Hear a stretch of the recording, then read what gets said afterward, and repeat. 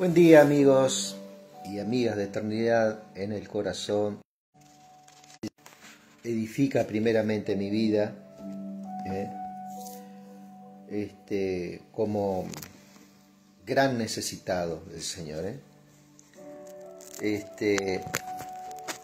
Damos gracias al Rey por todo, por su amor, por su misericordia, por su bondad, ¿cierto? Por todas las cosas. Damos gracias al Rey por todo, su palabra, verdaderamente. Cuántas cosas, ¿no? Mirá, vos, estaba por leer el Salmo 51 y cuál es la mejor forma de poder comenzar la mañana, ¿cierto?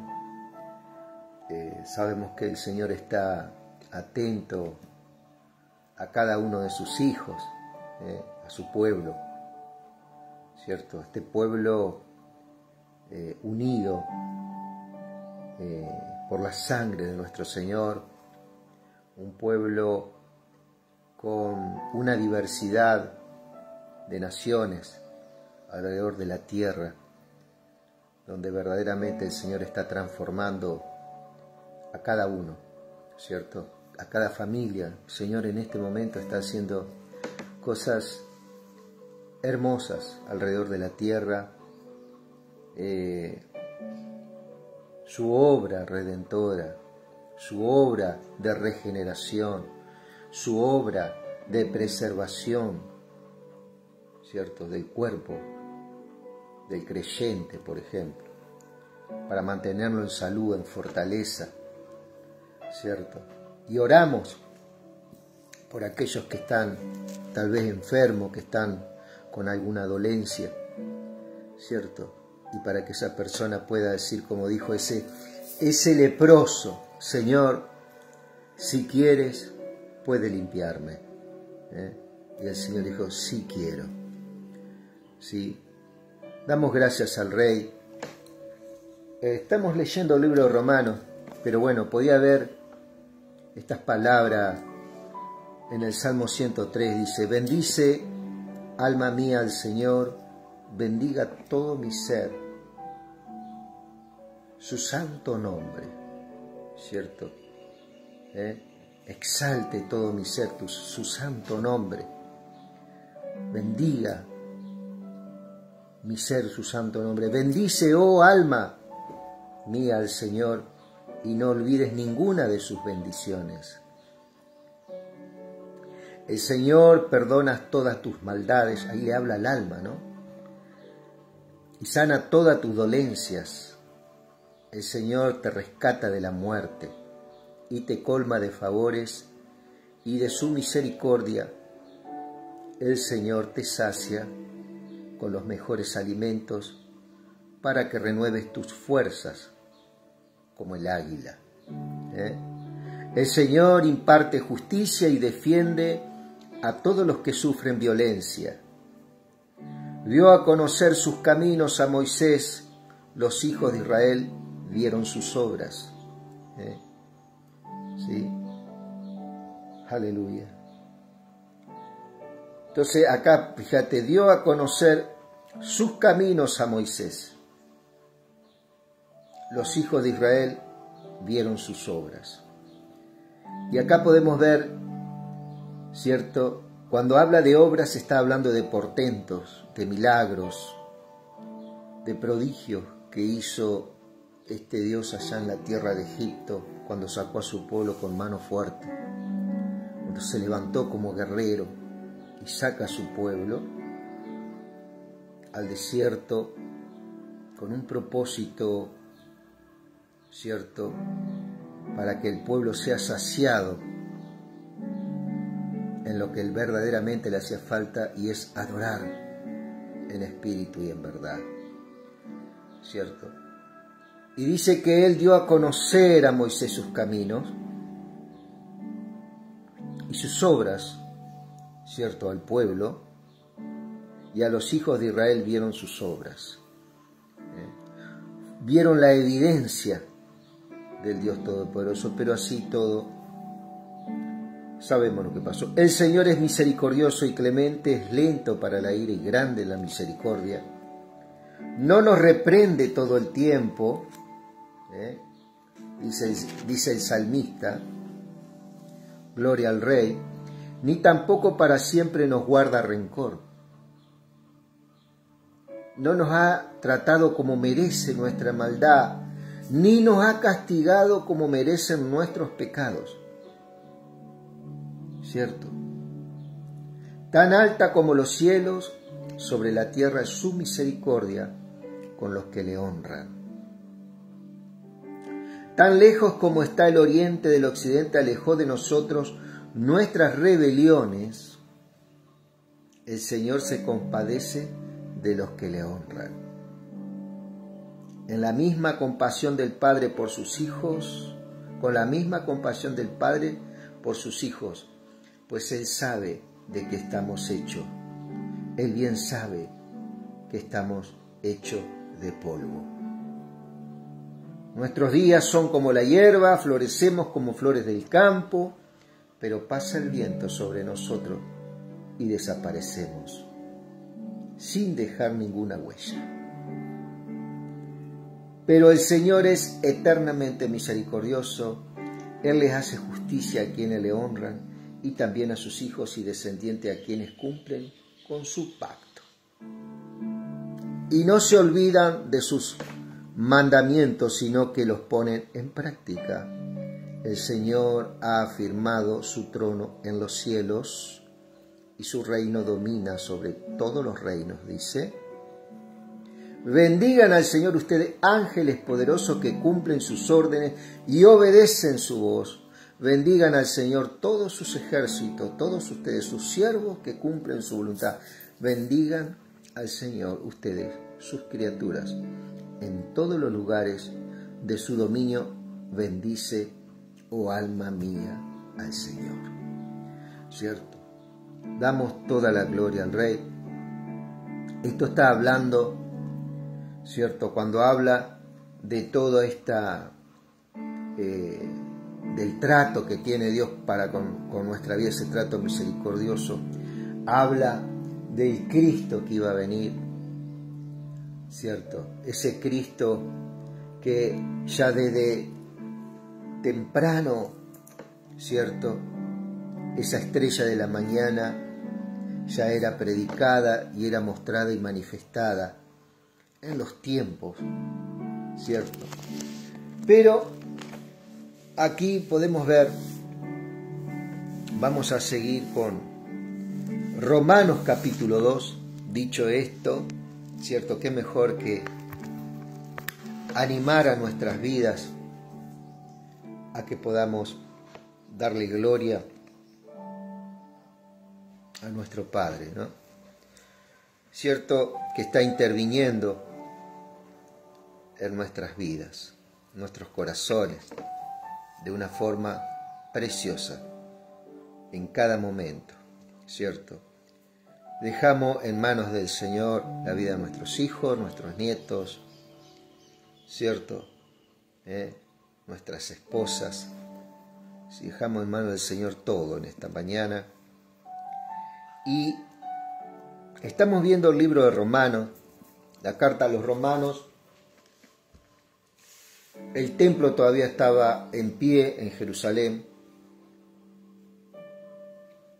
Muchos judíos en Roma se convirtieron al Mesías, al cristianismo, en el año más o menos 58 más o menos. En el 55.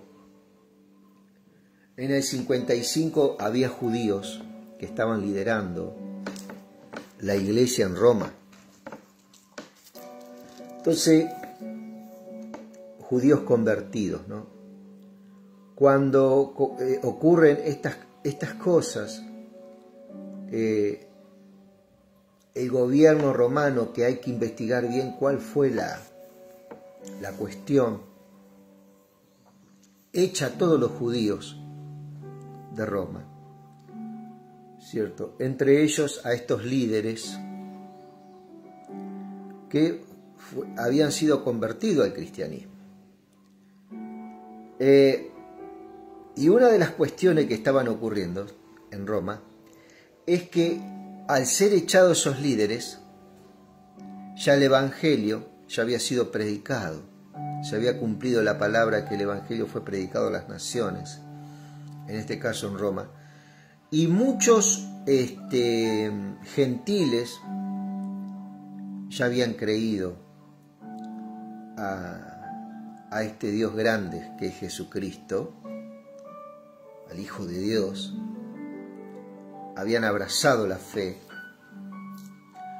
Y es muy interesante porque estos gentiles comenzaban a soltar toda la idolatría que venía con el manto romano que se desarrolló durante muchos años, y los velos comienzan a caerse a través de las buenas nuevas por el Espíritu que fueron predicadas por estos judíos, ¿cierto? Pedro fue un judío que llegó a la casa de Cornelio, un gentil, ¿cierto? Y hubo un gran pregonar del Evangelio, donde el Señor obró maravillosamente, ¿cierto? Y esto estaba ocurriendo en Roma, ¿cierto? Esto estaba ocurriendo en Roma.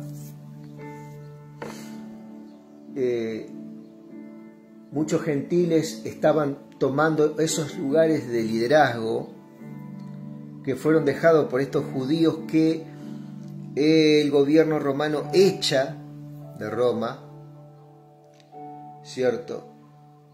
Y Pablo se encuentra, escribe una carta, porque se podía ver cómo ya la iglesia se había establecido en Roma. Más allá de que estos líderes fueron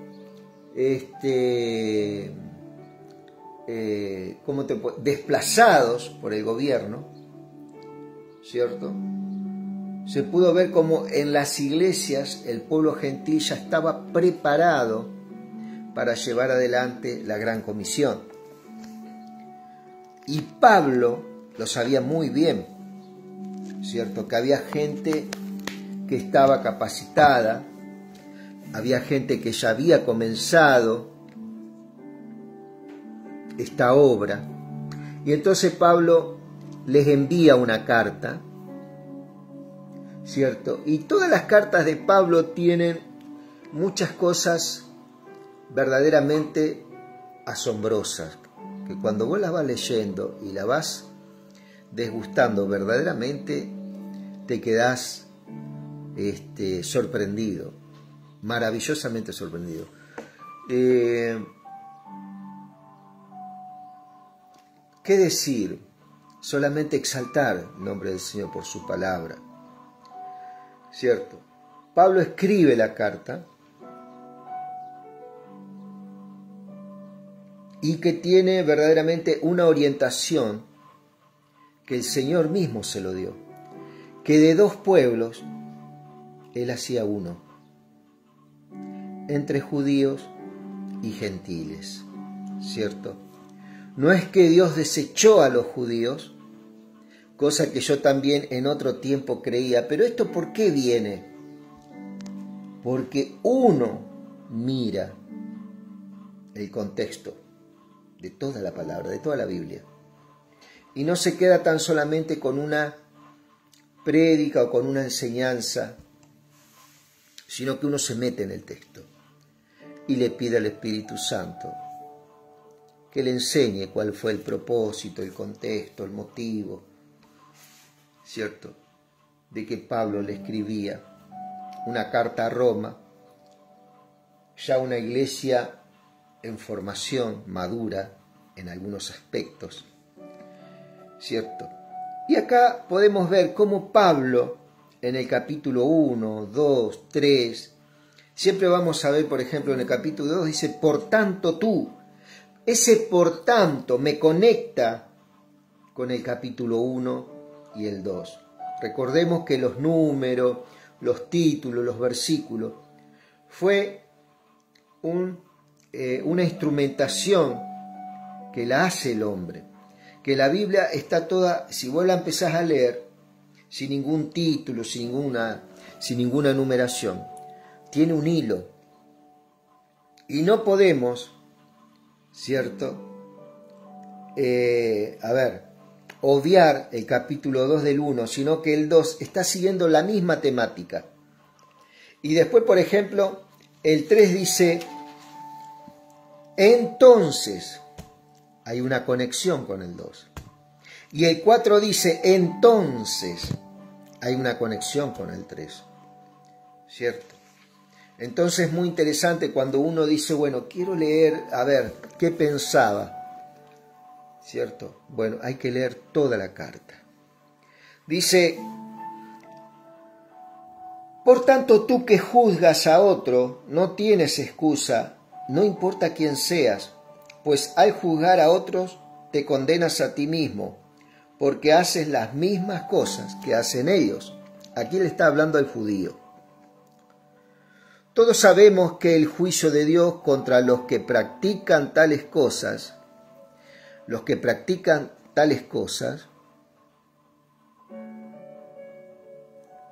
se ciñe a la verdad,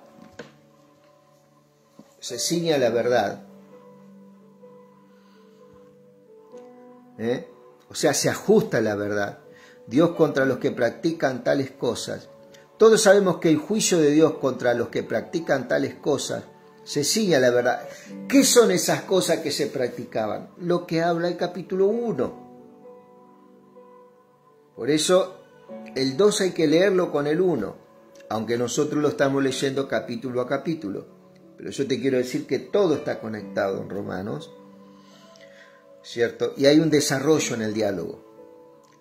Todos sabemos que el juicio de Dios contra los que practican tales cosas se ciñe a la verdad. Y tú que juzgas a los demás, pero practicas las mismas cosas que ellos, piensas que escaparás del juicio de Dios, ¿cierto? ¿No te das cuenta de que menosprecia la benignidad, la tolerancia y la paciencia de Dios y que ignoras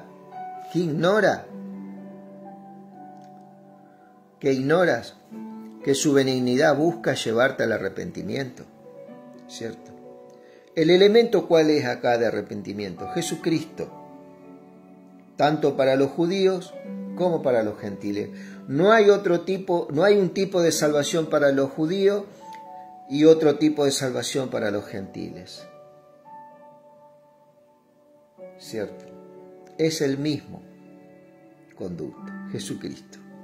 Ya lo vamos a ir viendo como la palabra misma lo va especificando. ¿Piensas que escaparás del juicio de Dios? ¿No te das cuenta de que menosprecia la benignidad, la tolerancia y la paciencia de Dios y que ignoras que su benignidad busca llevarte al arrepentimiento?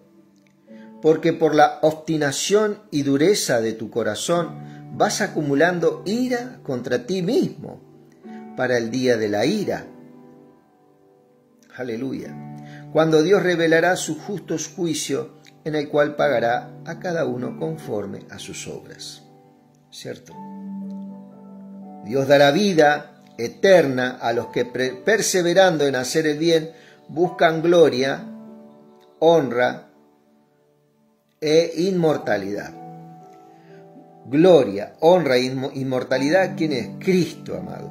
Está hablando de Cristo Jesús.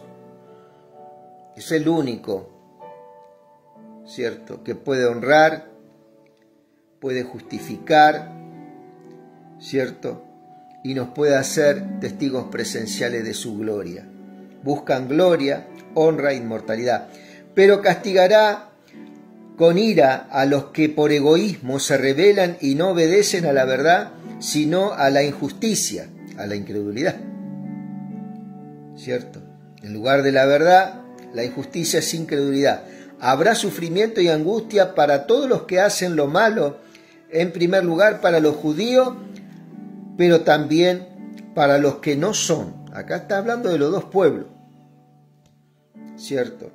¿Y qué es hacer lo malo? No creer en el Evangelio, no abrir el corazón a Cristo Jesús. En cambio, habrá gloria, honra y paz para todos los que hacen lo bueno, en primer lugar para los judíos, pero también para los que no son. Otra vez nombra a los dos pueblos, en el mismo propósito. Porque ante Dios todas las personas son iguales. Así que todos los que han pecado sin haber tenido la ley, perecerán sin la ley, y todos los que han pecado bajo la ley serán juzgados por la ley. Así que todos los que han pecado sin haber tenido la ley, perecerán sin la ley, y todos los que han pecado bajo la ley serán juzgados por la ley. Porque Dios no considera justos a los que simplemente oyen la ley, sino a los que la obedecen. ¿Y quién es el único que pudo obedecer la ley? Cristo. ¿Sí? Entonces, la cosa no es por cumplir la ley, sino es por fe en aquel que cumplió la ley. Él es el que nos va adiestrando, el que nos va enseñando, el que nos va instruyendo en este caminar ya consumado por Él. Porque cuando los paganos que no tienen ley hacen por naturaleza lo que la ley demanda, son ley para sí mismos, aunque no tengan ley. Y de esa manera demuestran que llevan la ley escrita en su corazón, pues su propia conciencia da testimonio y sus propios razonamientos los acusarán o defenderán. En el día en que Dios juzgará por medio de Jesucristo, acá está. ¿Cuál es el medio que Dios juzga? Jesús. El que tiene en cuenta a Jesús, ese ha cumplido toda la ley. Los secretos de los hombres conforme a mi evangelio. Ahora bien, tú te llamas judío, confías en la ley y te enorgulleces de tu Dios. Conoces la voluntad de Dios y juzgas lo que es mejor, porque la ley así te lo ha enseñado. Estás convencido de que eres guía de ciego y luz a los que están en tinieblas, instructor de los ignorantes y maestro de niños, que tienes en la ley la clave del conocimiento y de la verdad. Pues bien, tú que enseñas a otro, ¿no te enseñas a ti mismo? Tú que predicas, no se debe robar, ¿robas? Hoy hay diferentes formas de que por el evangelio se le está robando plata a la gente, al creyente. Y no entremos en detalles, sabemos muy bien cómo. Cuando dice, ¿robará el hombre a Dios? Esa es la mejor forma de manipular las masas y sacarle el dinero. Ladrones. Ellos llaman ladrones a otros y ellos mismos son ladrones. Tú que dices que no se debe cometer adulterio, adulteras. Tú que detestas a los ídolos, robas en los templos. El ídolo llamado Mamón, que es el dinero, el dios del dinero. Y usan los templos para robar. Tú que te sientes orgullosos de la ley, deshonras a Dios quebrantando la ley. Porque, como está escrito, por causa de ustedes el nombre de Dios es blasfemado entre los paganos, que usan los templos para robar. Es verdad que si obedece a la ley, la circuncisión tengo un visitante acá. Es verdad que si obedeces a la ley, la circuncisión es provechosa, pero si la desobedeces será como si no estuvieras circuncidados. Por lo tanto, si el que no está circuncidado obedece lo que la ley ordena, no se lo considerará como si estuviera circuncidado.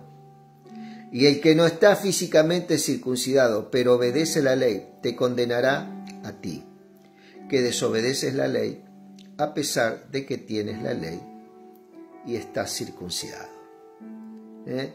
¿Cuál era la ley ahí? Cristo, amado.